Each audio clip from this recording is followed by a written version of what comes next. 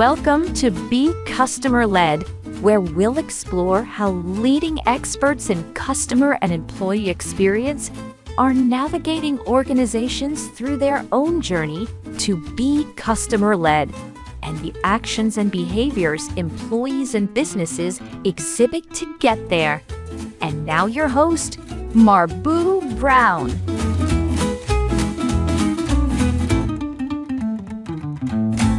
Hi everyone, and welcome back to Be Customer Led. I'm excited to welcome you to part 2 of my conversation with Doug Kramon, who is head of customer care and fan support for ESPN and ESPN direct-to-consumer offerings at Disney. Last time we talked about how they prioritize for fan support specialists to not just be know-it-alls, but love-it-alls. And we also talked about how AI is being used to support those specialists in delivering customer-obsessed support for the fans they service. This week, though, we're turning the corner and beginning to talk about agentic AI that actually does things for agents. Now, if you haven't listened to last week's episode, I recommend that you take some time and do that, because there are a lot of gems that are in that episode. But this week has a whole lot of gems all of its own. So without further ado, let's get right back into our conversation. So let me ask you, because, the things that we talked about just now were the inward-facing things. Now, where do you see the opportunity for the outward-facing things? The agentic agents, if you will. I mean, what kind of opportunities do you see for them? Well, for customer service, it's everywhere. I mean, my goodness. AI strategies for contact centers and support. One, you can use AI to create a clean room dynamic. So you're already using generative AI, agentic experiences, by writing prompts to create a clean room. So great, there's for that. But in addition to the applications for Copilot and Agent Assist or call summarization, contact summarization, disposition, tagging, categorization, that's all table stakes. But also, yes, we talked about agentic agents, but then think about all the incredible things that you can use AI for. QAI, quality assurance audits of every single agent. Why do I need 10 to 12 live humans in disparate parts of the planet to be able to audit a basket full of every care agent's contacts? Because if a care agent takes 4,000 contacts a month, we're probably going to audit 40 of them.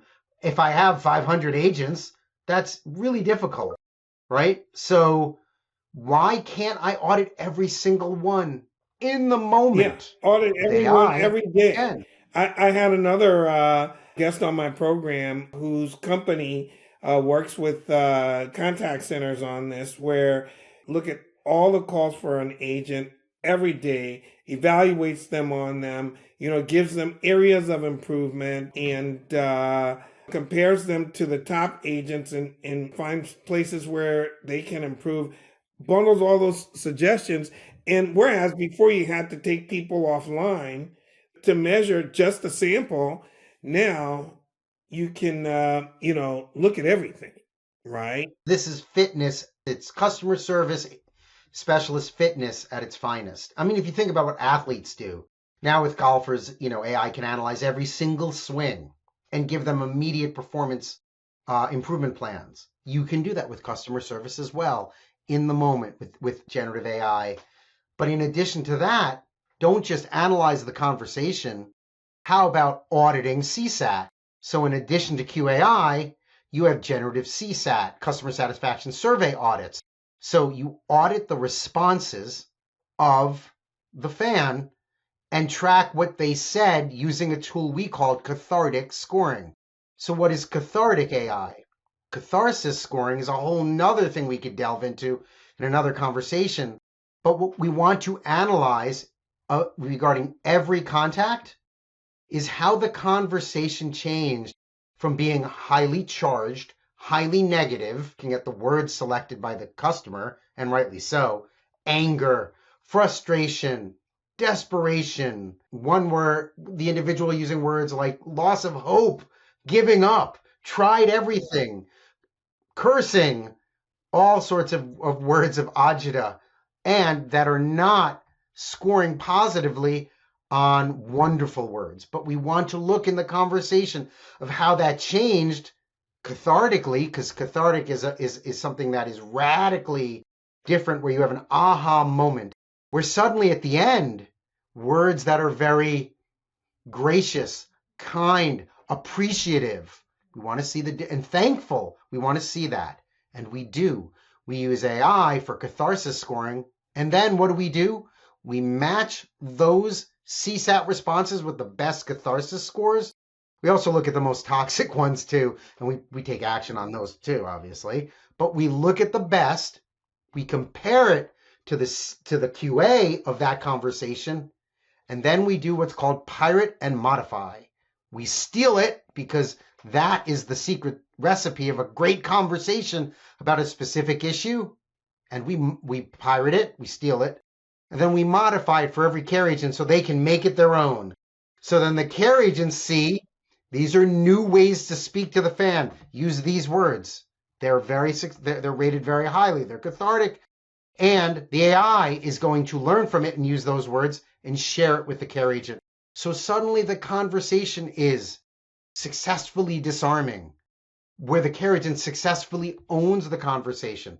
And the fan, more likely than well before we had AI, leaves so much happier.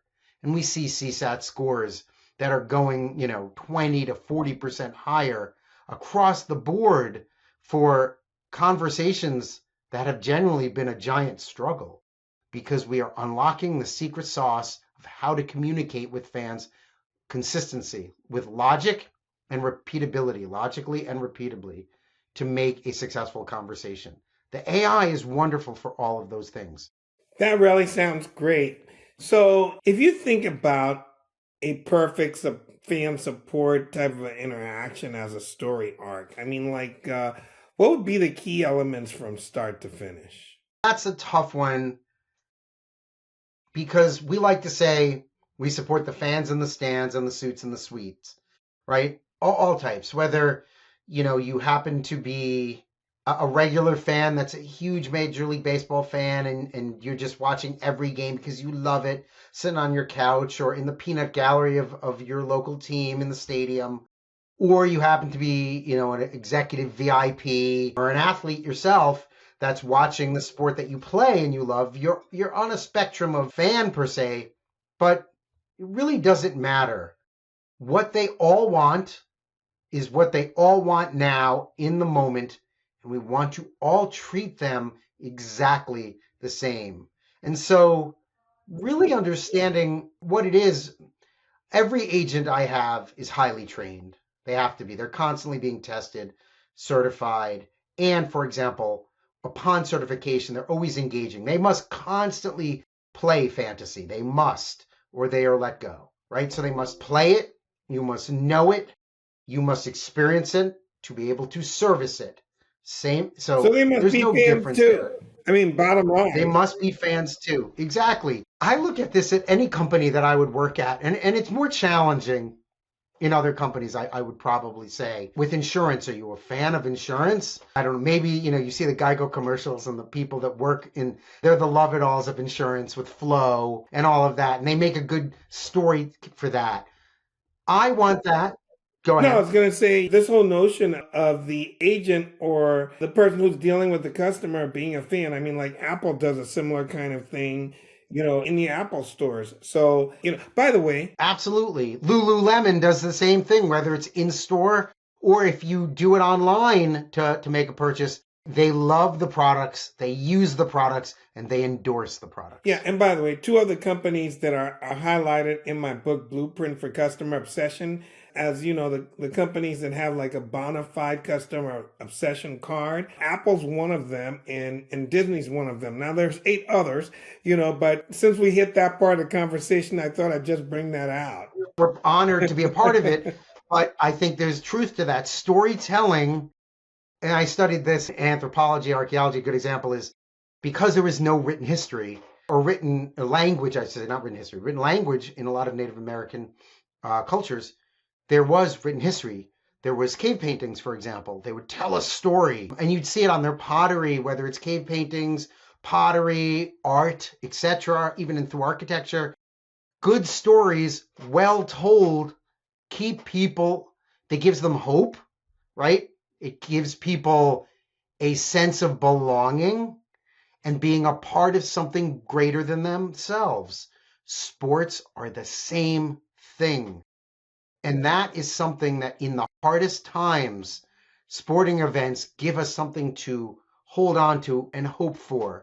And so these are things that we want to share by empowering our care agents to say, I love it too. And I want to help you get closer to it. I know this has been frustrating for you. You reached out to care.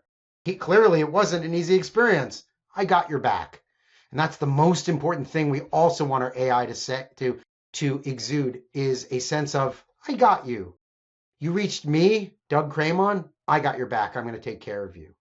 That suddenly changes the whole dynamic. I know what I'm doing. I love what I'm doing. And I got your back.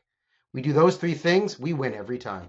Very cool. So Doug, it's been a pleasure having this conversation with you, and I love it, but I hate to tell you this, we're running out of time. And I still got a few questions that I want to ask you. So how about we do a little bit of a lightning round kind of thing and take these last few questions and get through them before we wrap up. And the first one I want to ask you about is, like as we start thinking about the next generation of CX and fan support leaders, what kind of skills should they be developing now that will still matter in a future that will be heavily augmented by AI? This is one where we want to be prescient in what we say, and I'm excited about what I'm seeing. And I would say that when we look at practitioners that work in the world of CCaaS and work in the world of CRM, with AI, being able to raise the bar of efficiency, productivity, functionality, and the overall experience, it's inevitable that I would say that CCaaS, CRM, and SFA, Salesforce automation, will merge. So I would say that the next generation of CX leaders need to expand their palette of understanding. It's not just CCaaS, it's marketing elements. So learning marketing CRM like Braze, that's a technology out there that is doing a great deal with AI. Salesforce automation, obviously Salesforce with Agentforce, any of the other Salesforce dynamics where it's built more for the selling side than necessarily the traditional care side. Let me interrupt you for a second because the last episode that I did was with the CEO for OnFire.ai, and one of the things that they focus on is that selling side of the customer journey, right? And in their particular case, what their whole thing was all about is how do they match buyers, in this case, technical buyers, CIOs, CTOs, chief information security officers, with sellers who have the kind of solutions that they're in the market to look for. Bottom line is, this is part of the customer journey too. And so, for these folks being able to have that type of experience or that type of knowledge sounds very important because it's a part of the customer journey that we don't nearly pay enough attention to. Absolutely. Fluency in disparate stacks will be inevitable for a future where these stacks come together and there's going to be great synergies, because what we're going to be seeing in the future is, at least from my perspective, where I am sitting in a traditional care practitioner background, historical experiences with what we do. If AI can audit the customer's current brand offerings, historical experiences with a brand, current brand sentiment, current issues, obstacles, and conditions that a fan may be facing with the brand, well, then an agentic engine will help determine the best way to handle this interaction, be it a sales attempt, be it a care dynamic, or be it a knowledge and education-based marketing approach. All of these will merge and will all be tracked in a uniform CR tool of some nature that brings all of these together. Yeah, sounds really interesting. So then, What's one commonly accepted best practice in customer service that you believe will be obsolete in the next few years? So let's springboard on what we just talked about, because I think it's inevitable based on this great conversation we're having. The concept of in care is today be brief, be bright, be gone, which is important because, again, it takes effort to reach out to customer service. And if I'm waiting on hold in a contact channel and I finally am able to tell my story, that's effort I didn't wish to exert with customer service. I'd rather be doing something else. So my sentiment is relatively negative. And that would be a case across the board. But the fact remains that now with AI, the interaction between the customer care agent specialist and the customer will be one where the interaction goes much deeper. Because of AI, cross-selling and upselling can in fact be far more organic. And the examples I gave earlier, how the care agent can be augmented by being provided incredibly worthwhile articles in the moment to be able to guide fans to winning their fantasy week. Didn't have that a year ago, but now we do. So we'll be able to do synergistic offerings, which will be elegantly presented. And the interactions really be that of a brand putting its best foot forward. And I dare say in 5 years, you're going to be seeing customer service experiences as a production, almost like a playwright dynamic with marketing and sales elements embedded within. So it really won't be brief. It'll be bright, but you won't be seeing be brief, be bright, be gone, because the interaction will lead the customer in a way that hopefully the customer feels so much closer to the brand after that interaction. Well, it's interesting because I'm not sure that the customer always wants it to be brief. I mean, sometimes I think the customer actually wants the agent to commiserate with them because they've had such a horrible experience. They want to tell the story of how bad this was, and they want somebody to actually They listen want to be them. heard. Yes. Yeah, they want to be heard. They want that person to feel their pain, if you will. Feel their pain and say, I've got your back. Pain, yes. Right? So I think that some of the things that you're talking about that AI is going to bring to the table will actually help the agent to be in that empathetic space, right? To be able to deliver for the customer. So, but let's go for the last one. What about a recent example where fan support data directly influenced how ESPN or the direct-to-consumer properties really adjusted how you guys delivered like a streaming product or a bundle or a communication or something? You got an example of that? Absolutely. And to me, customer service is all about analyzing the conversation, the golden egg between the fan and the care specialist, because that is the truth that the fan is bringing to us. And I often say that while we do polls and surveys and research, and we're very good at that, we do a lot of that, but those are our questions on our terms. When a fan reaches out to us, it's shifted, right? So the perspective is that of the fan is telling us their truth. They want to be heard and we want to be able to say, if it matters to you, it matters to us, and we have your back. So a good example of that is we constantly parse using AI all the data that comes in through conversations in virtual real time in our data analytics tooling. We happen to use Domo, but in there we're using AI, which analyzes the conversation for recency, frequency, sentiment, and velocity of what is being discussed and words that are used time and time again by different fans, and also identifies patterns within those. And what we've been seeing, for example, a good example of that would be for a live event, being that we now have a new offering that's direct to consumer, ESPN Select and ESPN Unlimited. Well, they're two different offerings. Unlimited offers more content than Select, but these didn't exist a year ago. So when it came to our streaming events, our tentpole events like WWE, we had a lot of fans of ESPN Select that were asking and reaching out to customer service, well, can I view it with Select or must I have Unlimited? Because the ad campaign that we had really was just saying it was all within the ESPN app. Well, the good news is the data that we received was clearly showing there was a little bit of fog around that. And we immediately worked with it and the marketing team to create a custom educational advertisement, if you will, where we have the talent, the wrestler himself, saying, hey, take advantage of the ESPN Unlimited subscription to access the upcoming or to watch the upcoming WWE event. And so we've done that now twice. And the number of contacts to the center for this specific issue almost down to zero. And so for us to move quickly in that regard, it clears up our queues for other issues. And to deflect like that, it costs far less because I'm not taking every contact costs money.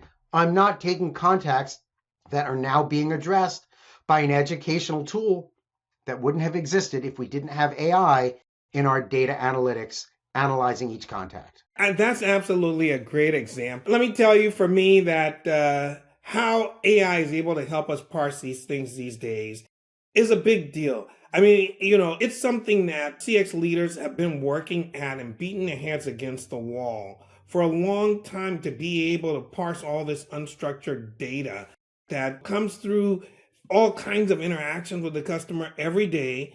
And we have not been able to do it, but the explosion of generative AI, it's one of those things that has been solved in a big way and enables us to do a better job for our customers, right? Well, hey, thank you for that lightning round. Doug, again, it's been an absolute pleasure having this conversation with you. I have no doubt that everyone who's listening or everyone who's watching has been able to pick up some things that they can use, and some of them might have some more questions for you or want to continue this conversation. So what's the best way for them to get a hold of you to do that? I'm very active on LinkedIn, and I recommend LinkedIn. It's open for anyone to reach out, and I'm very active in ways that if there are any questions with regards to anything we've discussed, I'd be happy to discuss it further. So by all means, I'd be delighted. Yeah, and you guys have some stories and stuff that you put out there in your LinkedIn. It's important to back up. I have to walk the walk and not just talk the talk. And so if you go to my LinkedIn page, there's some incredibly well-produced, on the cheap, well-produced quick videos that are actually professionally done, conversations that reflect a customer satisfaction survey review of some of our best cathartic audits, our best customer satisfaction survey responses, where we reenact the situation that the fan was in and ultimately the resolution that took place. They're lighthearted. One of them is actually very serious, but there's a whole slew. And we really show how we're able to make a great difference with the fan, bringing them closer to what they love through those videos. And so there's about 5 or 6 on my LinkedIn page. Cool. So there you have it, folks. If you want to get a hold of Doug, you can reach him on LinkedIn. And for those of you who are watching, we're showing that, at the bottom of the screen. For those who are listening, check out the show notes regarding how you can connect with Doug. And again, Doug, I want to thank you for spending this time with me to do this conversation. And for those of you who have joined us to listen in or to watch, we really appreciate you making the time to do this. And we look forward to you joining me for another episode of Be Customer Led, because the next one is going to be equally as interesting and with great content like this one. So please join us again for the next episode of Be Customer Led. But for today, that's all, folks. Thanks for listening to Be Customer Led with Marbue Brown. We are grateful to our audience for the gift of their time. Be sure to visit us at becustomerled.com for more episodes. Leave us feedback on how we're doing or tell us what you want to hear more about. Until next time, we're out.